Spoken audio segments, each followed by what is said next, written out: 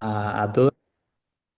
La verdad que ha sido una suerte poder estar en Lima estos días, porque si no me hubiese tocado trasnochar un poco para hacerlo coincidir con esta hora, hubiese sido un poco complicado. He estado viendo los temas que han estado viendo hasta el momento, pues desde la dignidad del ser humano, un poco una aproximación al fenómeno de los abusos y en concreto del abuso sexual en el contexto, pues entiendo que eclesial, la visión de la Iglesia sobre la protección de los más vulnerables y uno de los temas que también me habían comentado, pues era el que vamos a tratar hoy, que es el referido a estas señales de alerta que se pueden identificar a veces en contextos también eclesiales y cómo, pues de alguna forma, podemos darle respuesta a algunos de estos elementos. Voy a utilizar esta presentación para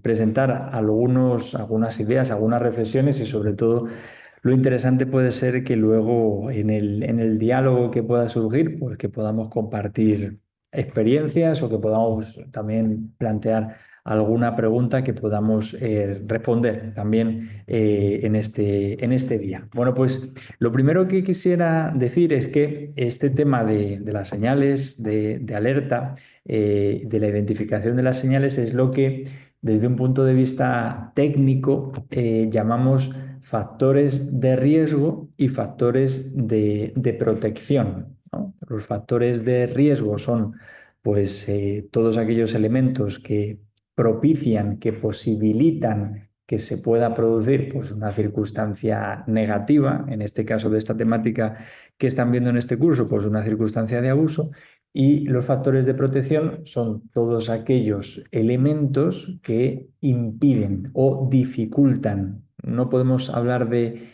un impedir al 100%, porque llegar a un factor de protección del 100% no es un poco justo, pues no es lógico plantearlo, porque siempre se nos va a escapar algún elemento, pero sí son cosas que de alguna forma pues evitan que esas circunstancias se puedan plantear.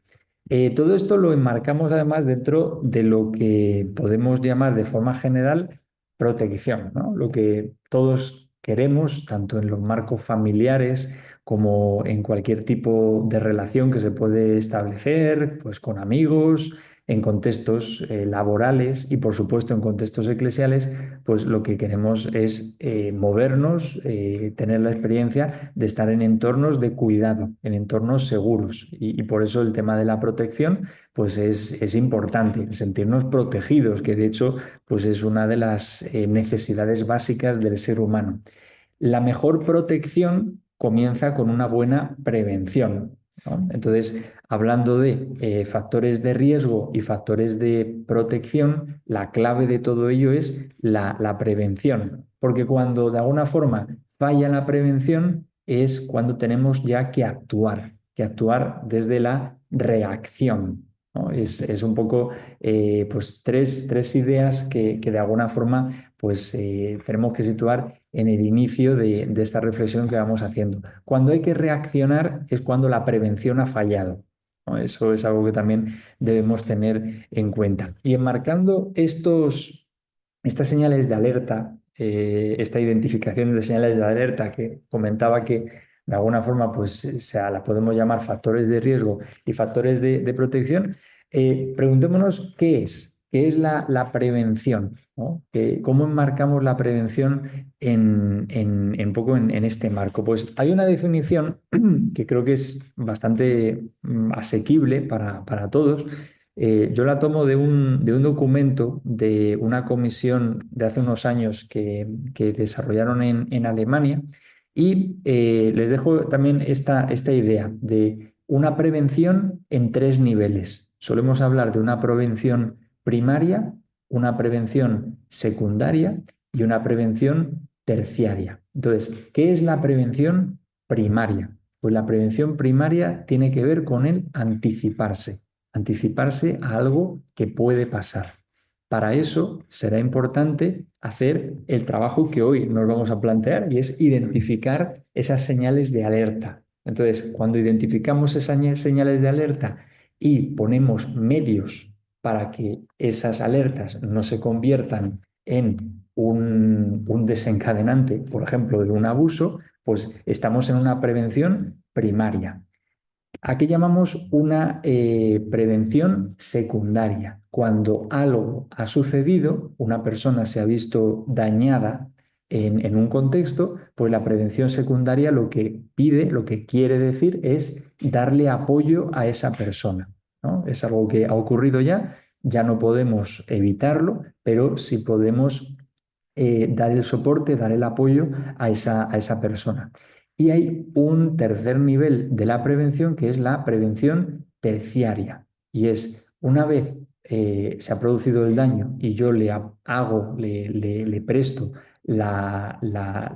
digamos, el soporte inicial a una persona, la prevención terciaria se refiere a cómo puedo continuar acompañando a esa persona durante un tiempo más prolongado. Tiene sentido hablar de prevención una vez se ha producido el hecho porque una persona que ha sido víctima, por ejemplo, de un abuso, puede sentirse, puede experimentar la revictimización. Si, por ejemplo, no establecemos los mecanismos, pensemos en un entorno familiar, se está produciendo pues, un abuso en un entorno familiar y sucede un abuso, no se toman las medidas oportunas y ese abuso puede llegar a ocurrir otra vez, ¿no? Entonces, si no ponemos esa prevención secundaria y esa prevención terciaria, pues de alguna forma puede volver a plantearse esa situación. Así que en medir estos riesgos que podemos nosotros identificar, y al final lo que les voy a invitar a hacer es identificar algunos riesgos que en los contextos, especialmente en los cuales pues, se mueven en el trabajo pastoral, en el acompañamiento de jóvenes, en el ámbito relacional en el cual se puedan mover en los contextos eclesiales, es importante hacer un ejercicio de análisis de la realidad y de identificación de factores de riesgo.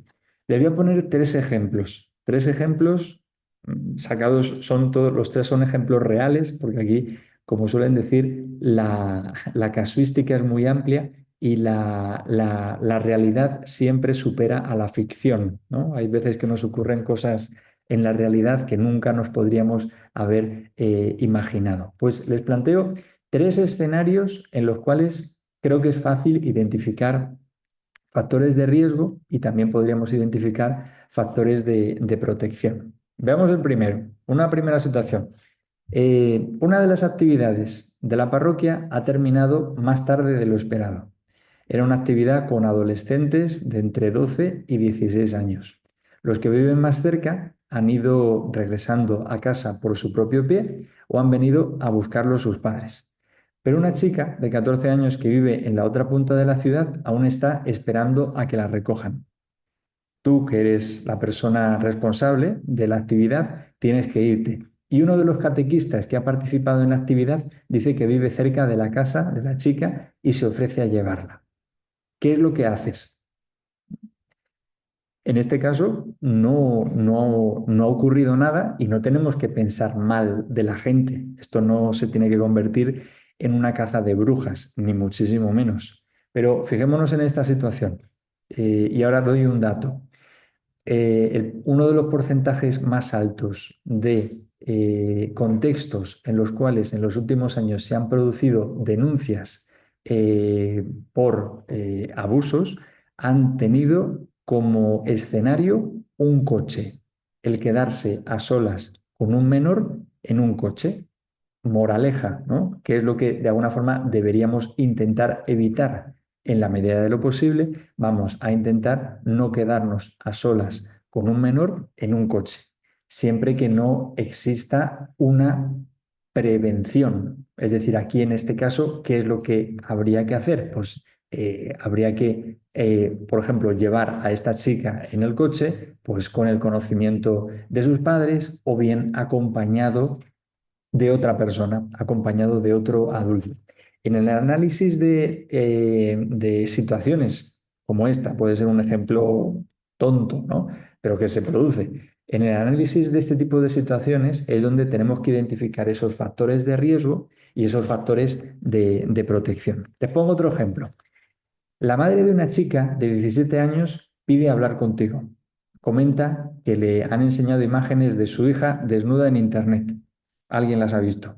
La madre de otra hija le dice algo de OnlyFans, ¿no? Imagino que de los que estén aquí presentes, lo de OnlyFans les sonará a algunas personas. Para quien no estén un poco en el contexto, OnlyFans es una plataforma online en la cual pues, se distribuyen contenidos audiovisuales, se fomenta pues, la relación con personas conocidas a las cuales se les puede pedir pues, un vídeo, se puede, o se pueden comprar contenidos pues, digitales que puedan ser resultar de interés, pero OnlyFans se ha convertido en los últimos años pues, en una de las grandes plataformas de compraventa de contenidos pornográficos en Internet y además es muy fácil comerciar con ello, ¿no? Comparte que desde que conoció a un nuevo grupo de amigas, su hija ha cambiado mucho. También ha sabido que ha comenzado a relacionarse con chicos mayores que ella y que desde hace tiempo le ha extrañado que compra muchas cosas sin pedirle dinero a ellos, a sus padres. Tú que eres el responsable de un grupo con esta chica, ¿qué es lo que harías? ¿No? Ahí nuevamente tenemos que ver factores de riesgo y factores de protección. Aquí nos metemos en el marco familiar, ¿no? No es una cosa estrictamente pues, de una realidad pastoral, pero también hay que tener en cuenta, por supuesto, pues esos contextos. Y un último caso, ¿no? Todo esto, como digo, son casos muy reales para que luego pueda surgir, pues, un poco al hilo de las actividades, del tipo de relaciones que se establecen en los contextos en los cuales pues pueden desarrollar la misión con los jóvenes. Luego haremos ese ejercicio un poco de identificar estos factores de riesgo. Otra situación.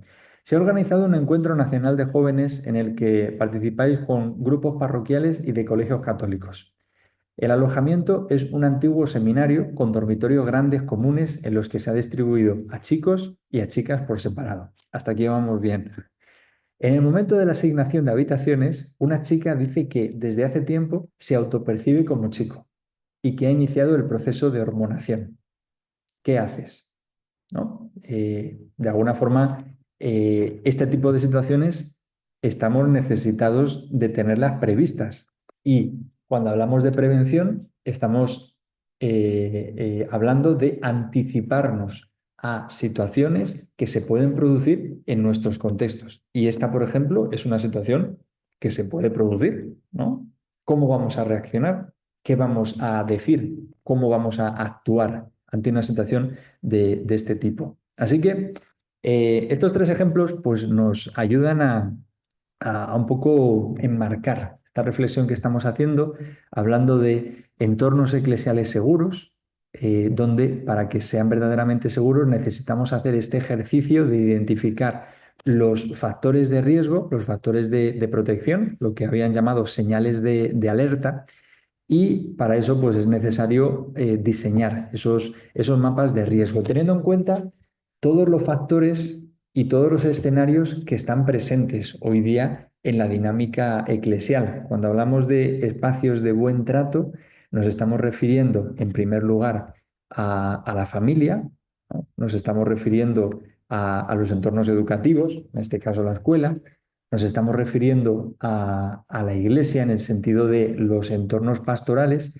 y nos estamos refiriendo también, y en esto ha insistido mucho el Papa en los últimos años, a los entornos digitales, porque hoy día es en los entornos digitales donde pasamos mucho, mucho tiempo del día y es importante también identificar esos factores de riesgo y esos factores de protección en los entornos digitales. Así que cuando hablamos un poco de esa identificación de señales de riesgo, tenemos que identificar también previamente cuáles son los escenarios en los cuales se pueden producir esos riesgos y cuáles son pues también las situaciones que hemos ya podido vivir previamente y que a partir de esas experiencias que hemos vivido podemos identificar esos factores de riesgo o esos factores de protección.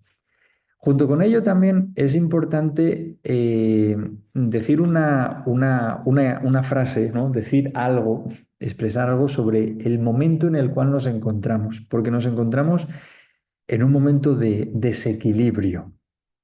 ¿Por qué digo desequilibrio? Porque hemos pasado de un momento, de una circunstancia en la que nada era considerado abuso a justo el otro lado, una circunstancia en la cual prácticamente todo es considerado abuso, ¿no? Y esto es algo pues, que también tenemos que equilibrar. Pongo algunos ejemplos. Recordarán que hace algún tiempo apareció esta imagen. Era la imagen del Dalai Lama dándole un beso en público a un niño en los labios. Esta imagen, hace 20 años, a poca gente le habría llamado la atención. Estamos en un momento en el cual, pues la sensibilidad que tenemos con respecto a los abusos es muy alta, ¿no? Y de alguna forma tenemos que ser conscientes de eso. Para mí esta imagen no está bien. Esta imagen es reprochable, en este caso, al Dalai Lama. Pero también seamos conscientes de cómo hemos cambiado la percepción que nosotros tenemos hoy día de las situaciones de abuso y por eso tenemos que afinar mucho cuando identificamos esos factores de riesgo y esos factores de protección. ¿Por qué pongo esta imagen o puedo poner esta otra imagen? Esta otra imagen es también muy conocida y polémica, que de hecho se acaba de terminar de celebrar el juicio para un poco condenar al presidente de la Federación Española de Fútbol por darle un beso en la boca a una jugadora al celebrar la victoria, ¿no? Del Mundial. Pues estas imágenes, esta imagen tampoco está bien, nuevamente nos hace caer en la cuenta de que hoy día tenemos pues una percepción distinta de lo que es una situación de abuso, ¿no? Como tal. Y todo esto pues nos tiene que hacer pensar qué dinámicas se han convertido en nuestros entornos en cosas normales. Hay veces que hemos normalizado cosas que no son normales. Yo a veces, ahora que tengo ocasión, ahora mi vida muchas veces se vive en los aeropuertos y en los aviones. Tengo ocasión de visitar muchos contextos, muchos países y percibes cómo culturalmente hay algunas dinámicas que en unos lugares sí son bien vistas y en otros lugares no son bien vistas, ¿no? Desde, por ejemplo, el momento del saludo. Uno va, qué sé yo, uno va a Argentina o va a Italia, donde estoy viviendo yo ahora, y ahí, pues lo más normal del mundo es darle besos a todo el mundo, ¿no? Aunque no lo conozcas, darle besos a todo el mundo. Pues eso, en otros contextos, va uno, por ejemplo, a Alemania y lo saludan pues dándole la mano con 1 metro de distancia en ello. Hay dinámicas, hay prácticas que de alguna forma culturalmente están más aceptadas o menos aceptadas. El problema de esto es que hay veces que hemos normalizado cosas que no son normales y ahí es donde también nosotros debemos identificar esos factores de riesgo y esos factores de protección. Recordemos que cuando hablamos de maltrato, hablamos de abuso, especialmente cometido contra menores o personas vulnerables, adultos vulnerables. Por adultos vulnerables, pues entendemos personas que pues, pueden tener alguna discapacidad, que pueden tener pues alguna dificultad pues, en el ámbito de la percepción, tienen alguna discapacidad también intelectual, ¿no? O incluso la legislación eclesial pues, ha desarrollado un poquito más este concepto y habla de adultos vulnerables incluso de manera no permanente, sino en momentos puntuales de su vida porque está pasando una depresión, porque está pasando un mal momento, ¿no? Pues esta tipología nos recuerda que las vulnerabilidades se pueden producir de muchas maneras, ¿no? Por ejemplo, tenemos ahí a la izquierda los actos que son considerados de comisión, es decir, acciones concretas en las cuales yo puedo ejercer pues, una violencia, un abuso sobre una persona. Esos factores, esos actos pueden ser de tipo físico, de tipo psicológico o de tipo sexual. Y tengamos en cuenta que los abusos de tipo sexual pueden ser con contacto o sin contacto. Pongo un ejemplo de un abuso sexual sin contacto. Pues todo lo que se puede hacer vía online. Hoy día se puede cometer un abuso online, un abuso sexual online sin contacto. Son las situaciones, pues, por ejemplo, de sexting, de intercambio de imágenes o, por ejemplo, la exposición a contenidos no apropiados que vean los menores, ¿no? Todo eso se mueve dentro del ámbito de los abusos cometidos directamente, los abusos de comisión. Pero no nos tenemos que olvidar de que los abusos también se pueden producir por omisión, es decir, por falta de supervisión, por falta de ofrecer esa prevención a la cual nos referíamos antes a las personas que realmente necesitan protección. Entonces, por ejemplo, cuando a un niño pues no le ofrecen el alimento, no le ofrecen la higiene, no le ofrecen pues la pauta, el cariño, el acompañamiento necesario, estamos hablando de un tipo de maltrato, porque se le está impidiendo tener aquello que está necesitando. Pero vayamos más allá. Hoy día podemos estar pues cometiendo acciones de maltrato, por ejemplo, cuando descuidamos pues cuál es la relación que un niño, que una niña, que un adolescente tiene con el mundo digital, cuando no supervisamos, ¿no? Pues de alguna forma, una manera de estar presente en el mundo digital de los niños, de los adolescentes. Entonces, esta tipología creo que es también pues, interesante tenerla presente. Y hablando, ya voy aterrizando un poquito más, que no me quiero extender mucho para sobre todo tener luego tiempo de diálogo. Hablando de cuál es la dinámica de un abuso para poder identificar esos factores de riesgo y esos factores de protección, estos son un poco esos pasos que se suelen dar a la hora de cometer una agresión, de cometer un abuso y nos puede ayudar precisamente a identificar. Todo abuso comienza siempre con una mala interpretación, con un exceso en el uso del poder. El poder no es malo, el poder es bueno, el poder es la capacidad de cambiar las cosas. El problema no es el poder, el problema es cómo ejercemos el poder. Cuando el poder se ejerce de manera legítima, se convierte en autoridad. Cuando el poder se ejerce de manera ilegítima, se convierte en un abuso.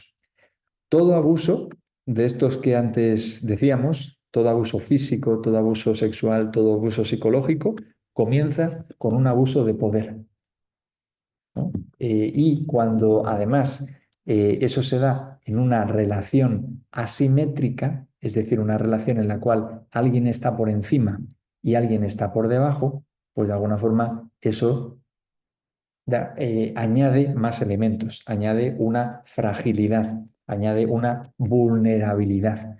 El abuso se puede dar entre iguales, ¿no? Y ahí de alguna forma no hay esa asimetría. Pero cuando entre iguales se produce un abuso, también hay un exceso del uso del poder, ya sea porque yo me impongo pues, de manera física o yo colonizo emocionalmente a la otra persona, ¿no? El abuso de poder se entiende de esta manera, es un exceso en el contexto eclesial, es donde enmarco esta definición. El abuso de poder supone un exceso en el desempeño de las funciones propias, ya sea de tipo jerárquico, porque yo tenga una función, en este caso dentro de la iglesia, ya sean de tipo pastoral, porque yo tenga un encargo en el contexto eclesial, yo sea, por ejemplo, un profesor o ya sea un catequista o me hayan encomendado pues una función concreta, o bien espirituales, por el rol, por la relación espiritual que yo tengo con una persona. En estos tres marcos, jerarquía, pastoral y espiritual, es donde tenemos nosotros también que situar esos factores de riesgo y esos factores de protección que se puedan desarrollar. Hay un matiz en este abuso de poder en contextos eclesiales que es el abuso de conciencia. Fijaos que el abuso de conciencia va mucho más allá. No estamos hablando única y exclusivamente de un abuso que sea de tipo físico, de tipo sexual o de tipo psicológico. Yo puedo ejercer violencia psicológica hacia una persona. Por ejemplo, el bullying es un tipo, un tipo. Obviamente el bullying puede conllevar abuso físico, pero también tiene una carga importante de abuso psicológico, porque lo que yo estoy haciendo es insultar a una persona, machacar a una persona. Pero el abuso de conciencia va más allá, porque el abuso de conciencia en un contexto religioso lo que hace es suplantar el lugar de Dios. Y el agresor se pone en el lugar de Dios y la víctima es incapaz de comunicarse con Dios si no es por medio de la otra persona que está abusando de ella, ¿no? Es una suerte de síndrome de Estocolmo prácticamente en la cual yo solo puedo vivir por medio de la otra persona. Esto en contextos eclesiales se puede producir, lo ha dicho en numerosas ocasiones el Papa, ¿no? El Papa habla de incluso cuáles son los factores de riesgo para que esto se produzca y habla de la lacra del elitismo, de la lacra del clericalismo que fomentan estos tipos de abuso. Y dice el Papa que los primeros abusos no son los abusos sexuales, sino que detrás de todo abuso sexual está un abuso de poder, un abuso de conciencia, ¿no? Poniéndome en el lugar de Dios hacia la otra persona. Es lo que se han llamado en el contexto eclesial las enfermedades de la iglesia, las eclesiopatías y el clericalismo, este considerarse una persona especial para el otro. Y atención, que el clericalismo no es solo de los clérigos, no solo de los sacerdotes, podemos hablar de un clericalismo laical también, ¿no? Aquí en esta imagen que estoy compartiendo ahora aparecen esas características de un clericalismo en el ámbito ministerial, en el ámbito laboral también se puede dar, o en el ámbito comunitario, un uso excesivo del poder, una actitud abusiva, una situación en la cual se ejerce un poder de tipo absoluto, pero hay muchas veces que también existe un clericalismo laical. Se pueden identificar situaciones de clericalismo, de esas características de un poco que sentirse por encima de los demás, también entre los laicos, ¿no? Y esto es algo que también debemos identificar en los contextos eclesiales. Hoy día el Papa ha hablado en algunas ocasiones, esto se lo dijo a los chilenos en su visita a Chile hace unos años, que la verdad que al Papa pues lo recibieron bastante mal, la situación de Chile también era compleja en ese momento.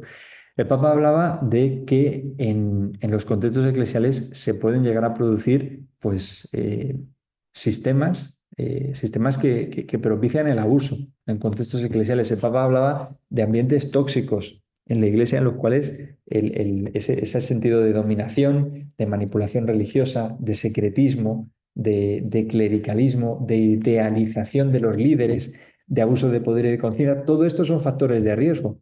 Todo esto son esas señales que de alguna forma se nos están enviando y que de alguna manera pues tenemos que saber identificar para poner los remedios para todo ello. Hay ya tipologías en contextos eclesiales que hasta nos hacen pensar en rasgos que puede llegar a tener un abusador en un contexto religioso. Estoy diciendo abusador en masculino, pero lo digo en un sentido general y amplio, que aquí es abusador y abusadora. Yo que me dedico a acompañar pues, circunstancias de agresiones en contextos eclesiales, estamos más o menos a la par. Aquí el tema del género no es algo definitivo, sino que se producen agresiones por parte de mujeres y por parte de hombres. Pero diciéndolo en genérico, el abusador religioso, obviamente en el contexto eclesial, sí es verdad que existe, pues con esta tradición que tenemos, pues una proliferación de las agresiones y de los abusos por parte de, en este caso, del género masculino. Pero siendo eso así, no descuidemos tampoco el hecho de que pueden producirse situaciones también donde la mujer sea la protagonista. Tiene una psicología propia, el abusador religioso, un estatus religioso usado como herramienta de manipulación, ¿no? La religión usada como medio de justificación en su perversión, una distorsión del pensamiento religioso y una acomodación incluso a la doctrina bíblica. Hay un libro interesante que apareció hace unos años y que describe pues cómo identificar esos factores de riesgo en comunidades religiosas y cómo crear una cultura cristiana sana, especialmente en contextos religiosos. Estos son factores de riesgo que identificaron, esas señales de riesgo que identificaron en algunas comunidades religiosas y lo planteaban en un sentido de preguntas. Entonces, también estas preguntas nos sirven para evaluar si nosotros hemos podido identificar algunos de estas alertas, de estas alarmas en algunos de los contextos en los cuales nos encontramos. En el grupo, en el contexto donde yo estoy, ¿hay apertura al diálogo, a la escucha mutua y significativa? ¿Hay ejercicio de discernimiento comunitario? ¿Existe un proyecto, un consejo pastoral, económico, o las decisiones se toman unilateralmente al ritmo del estado de ánimo del responsable? Si esto se da, estamos ante señales de alerta. ¿Es un sistema cerrado, elitista, que desconfía de todo lo de fuera? ¿O es una comunidad, un grupo abierto de salida donde caben todos, se abre el diálogo también con los de fuera y existe la posibilidad de ofrecer puntos de vista diferentes?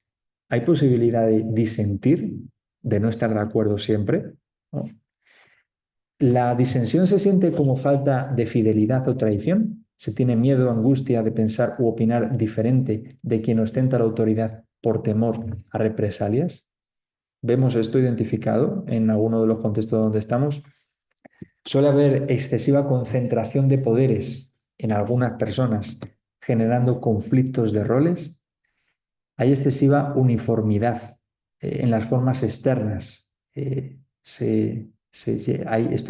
Bueno, estamos en Perú, ¿no? Que aquí pues la experiencia de movimientos que han vivido situaciones complejas pues están a la orden del día y esto a veces se identifica de una manera muy, muy concreta. El hecho de personas pues, que de alguna forma mucho más allá de, obviamente, del uso de hábitos y de cosas que son lógicas y normales, pero hay veces que de alguna manera una uniformidad, sobre todo mental de pensamiento, es una señal, al menos a tener en cuenta, de alerta de si ahí se está produciendo pues, una cierta manipulación y falta de libertad.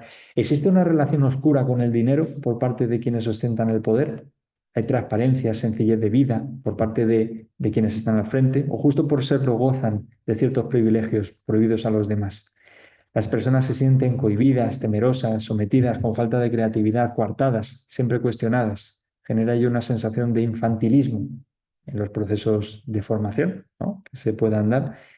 Tienen síntomas de depresión, de estrés nervioso. Esto puede parecer muy extremo, pero este tipo de cosas se producen hoy día en dinámicas y en grupos eclesiales.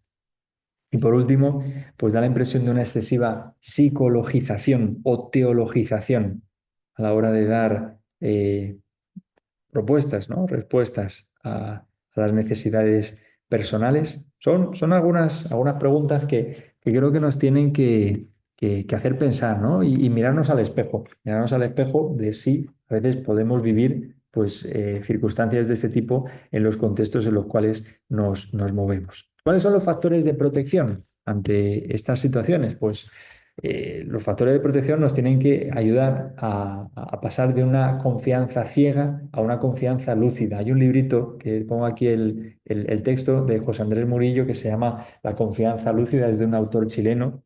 Es interesante el libro, está disponible en internet para descargarlo y nos habla de algunas de estas ideas. Es importante saber identificar los tipos de abusos para poder, tipos de abuso y sus dinámicas. Hemos hecho un resumen muy, muy breve. Esto es tema que podría llevar pues mucho tiempo. De hecho, hay cursos de meses, de años que se centran en esto, pero bueno, la pauta fundamental es lo que hemos comentado antes. Saber identificar los tipos de abuso y su dinámica es un factor de protección.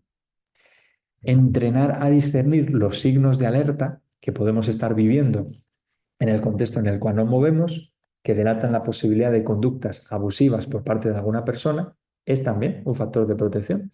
Formar en la escucha de los signos con los que una persona pueda dar cuenta de la posibilidad de que hayan sufrido algún tipo de abuso es también un factor de protección. Y por supuesto, es factor de protección saber cómo proceder, saber a quién acudir, saber qué hacer cuando yo identifico una de esas señales de riesgo, ¿no? Así que son algunos aspectos que de alguna forma resultan interesantes.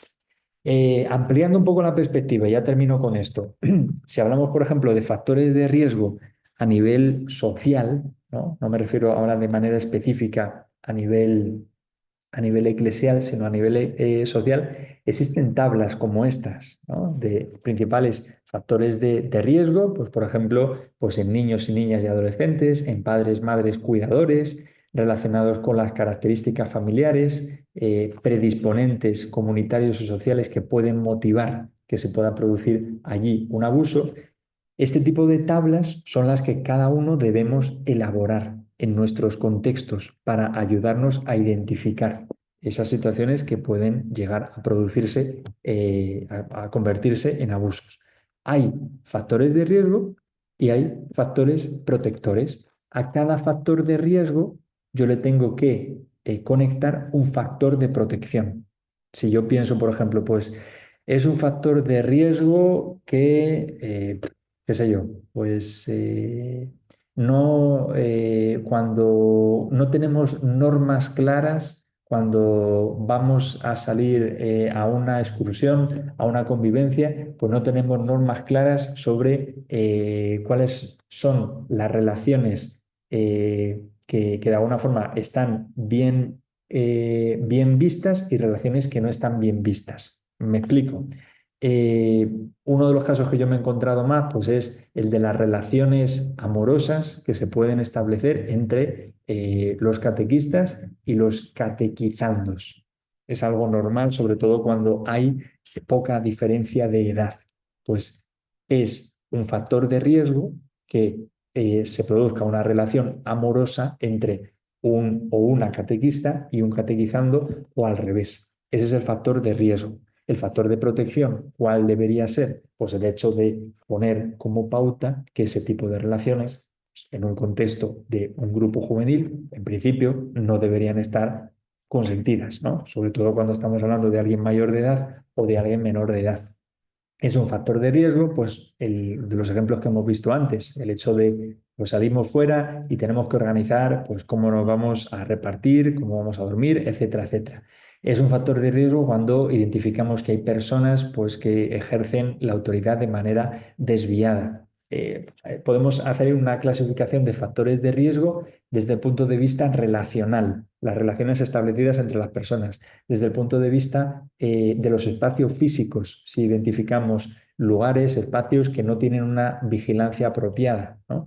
Podemos establecer pues, factores de riesgo a partir de las características de las personas, ¿no? Porque pues, pueden tener dificultades a la hora de la comprensión o pueden tener dificultades pues, de orden de algún tipo de carencia que puedan tener en todo ello. Así que la pregunta que nos tenemos que hacer es esa. ¿Cuáles son los factores de riesgo y de protección que puedes identificar en tu familia, en tu parroquia, en tu escuela, en el seminario, en la diócesis, en la congregación o en el lugar donde trabajas, ¿no? E incluso hay matrices para el análisis de riesgos. Esto es algo muy desarrollado en muchos contextos sociales y cada vez más en contextos eclesiales, pues también se está trabajando en ello para seguir caminando en esa perspectiva de la prevención, en esos tres niveles que antes comentaba, una prevención primaria, una prevención secundaria y una prevención terciaria. Bueno, pues yo me voy a quedar aquí.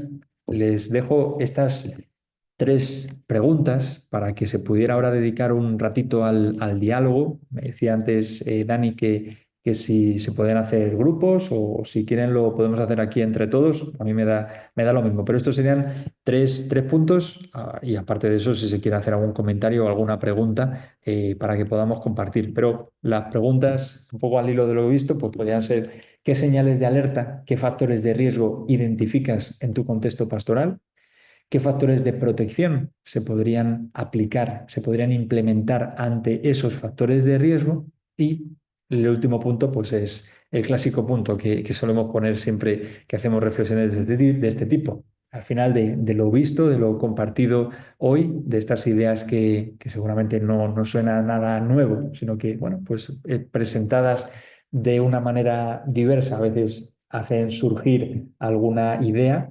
¿Qué te llevas? ¿Qué te llevas de esta reflexión que hemos podido plantear hoy?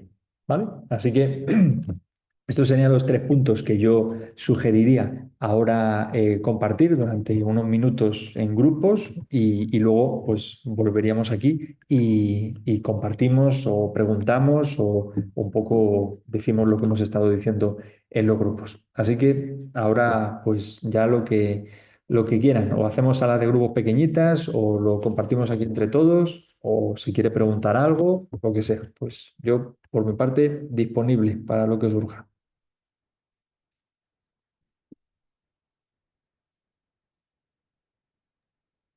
Bien, pues vamos unos minutos a salas para que ellos puedan compartir y luego pasamos con las preguntas. ¿Me parece? Bien. Genial.